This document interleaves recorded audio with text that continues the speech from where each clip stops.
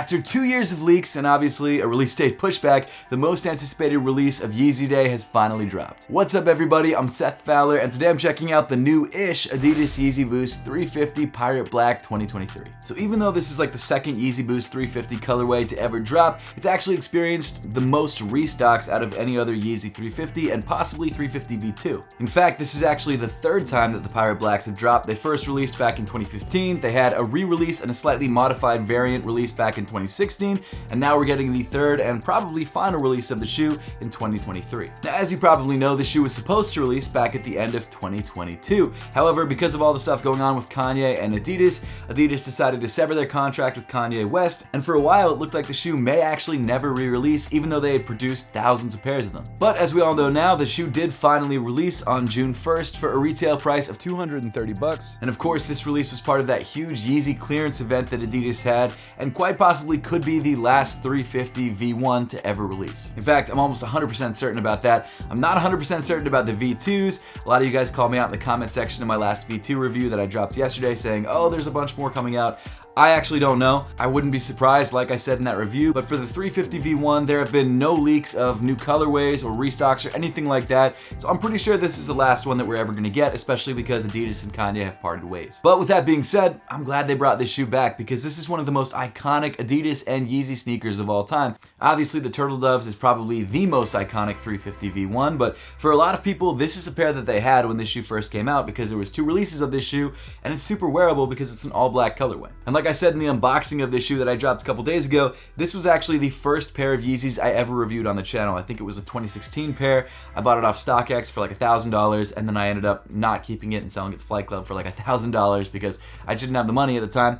Still don't, realistically. Shouldn't be spending $1,000 on shoes, but I do it every so often. And now in 2023, like 7 years later, I'm really happy to have this shoe back. But even though the shoe looks like the other Pirate Blacks, there are some minor changes between this 2022-2023 release of the shoe that separate it from the older versions of the shoe. And the first and probably the most major change is the box, which I know isn't that big of a deal, but it's still the biggest change, so let's check it out. So this box is very similar to the Yeezy Boost 350 V2's box. In fact, it's pretty much identical other than saying just Yeezy 350 on the front rather than Yeezy Boost 350 V2 or Yeezy 350 V2, and it's a standard drawer box. The original box of the shoe came in this sort of like flip top box. It didn't have any printing on the outside, similar to what we get with the foam runners.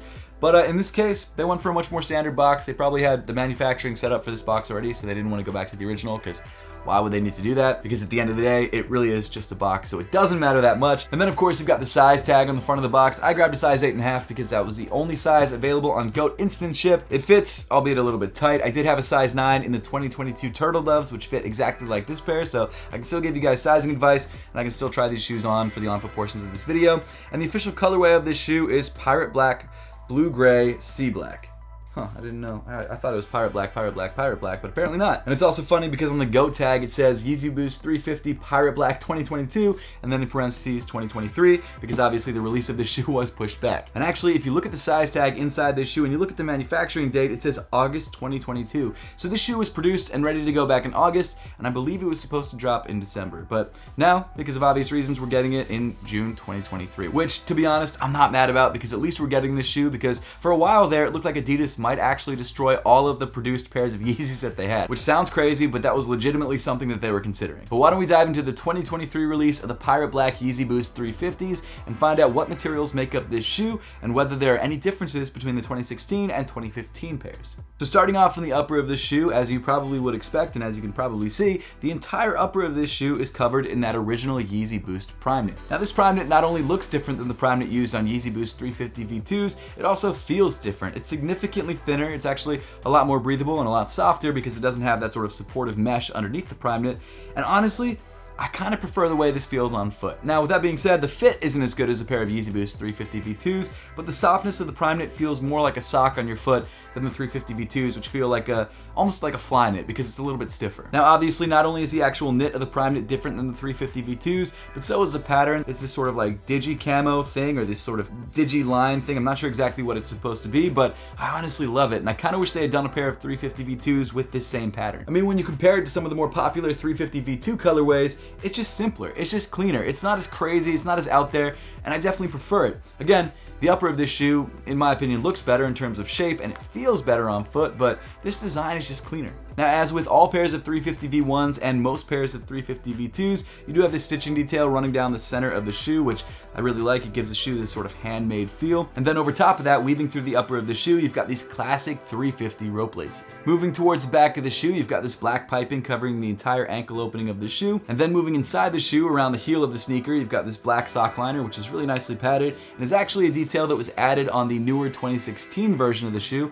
I think it might be a little bit different than that shoe. I don't have a pair on hand to compare if it's exactly the same, but it was a detail that was added on the 2016 pair. The 2015 pair did have some very light padding around the heel, but not that much. That padding also made the 2016 version of the shoe fit a little bit better than the 2015 version, which fit really, really large. But now let's get into sizing and fit. And the good news about this pair of 2023 Pirate Blacks is that they fit just like the 2022 Turtle Doves, which fit pretty much true to size. They actually retooled the sizing of that shoe, which was great, and made it a much more true one-to-one fit than it was in the past. One thing to keep in mind though is that this shoe does run a little bit narrow, so if you're a wider footer, maybe go up half a size. But again, if you have medium to narrow feet, you should be good going true to size unless you like a little bit more room. Personally, I would say go true to size because the shape of the silhouette is just not as fitting as the shape of the 350 V2s. It doesn't contour to your foot as well as that shoe does. That shoe like naturally just stays on your foot even without tying the laces. This shoe still does that, just not as well as the 350 V2s. I mean, it will still stay on your feet even if you don't tie the laces as long as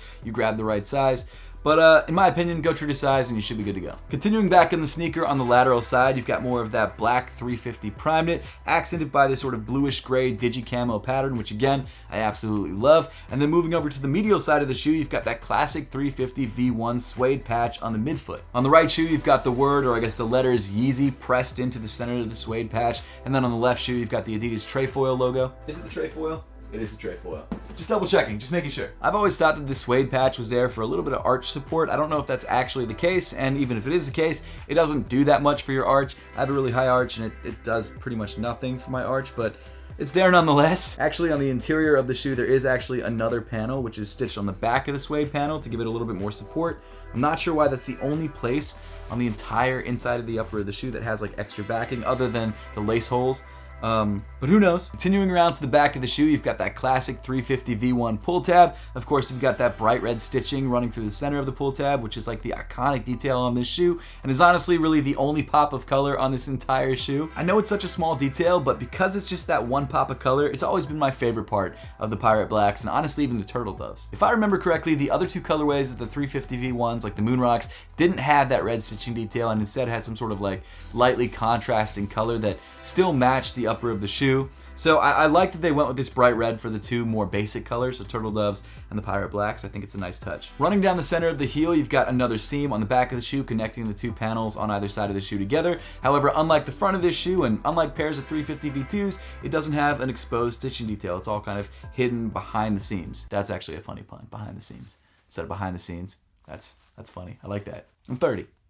Moving down on the shoe, you get to that iconic ribbed 350 V1 midsole, the same midsole that was used, or a similar midsole that was used on the 750s. And as you can tell, this midsole is pretty different from the 350 V2s. It's a little bit thinner. It doesn't have the same sort of shape as the 350 V2s. It's very straight across the top.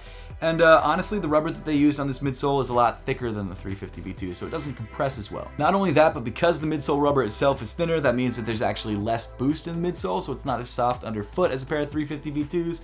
And when you pair that with the stiffer rubber used on the midsole, it's just not as comfortable underfoot. It's not as bouncy, it's not as soft. It is still nice, and at the time, this was one of the only Boost shoes available that Adidas made, which made it one of the most comfortable Adidas shoes out there. And of course, when you pair that with this super soft and stretchy and honestly breathable prime knit upper, this was probably considered as comfortable as the Ultra Boost, even though it really wasn't. I remember back in 2015, everyone wanted 350 V2s because it was comfortable. They wanted it because of the height. I can absolutely confirm now that I have both pairs in hand, and I just wore both pairs today, that the 350 V1s are nowhere near as comfortable as the 350 V2s. They are still comfortable, but this is a much superior shoe in terms of shape and in comfort. So overall, it's nice to have the 350 V1 Pirate Black back. That was a mouthful to say. It's nice to have this shoe back, even though this is the third iteration and the third restock of this shoe, because this really is one of the most popular 350s of all time. Now, something that's interesting about the silhouette that I didn't even realize until I reviewed the Turtle Doves, but a lot of people have kind of soured on this design. They feel like it's too stuck in the past, which is crazy to me because this shoe looks like it's from 2050 regardless, so I don't really know what people are talking about, but it seems like people have gotten so used to the 350 V2s that a lot of people just don't love this design anymore and don't want to wear this design anymore. However, for people like me who were really in their sneaker prime when this shoe dropped, we're really nostalgic for this shoe. So for someone like me, I'd love to have a pair of these in my size to actually rock on a regular basis. Will I actually grab a pair? I don't know. They're sold out now and resale's like $300 to $400. I don't know if it's worth it for me, but still a great looking shoe. If you love the 350 Pirate Blacks and you want a pair of them, now's the time to grab them before the price slowly creeps up. This is the last time we're ever gonna get them. Interesting release, happy that it's back.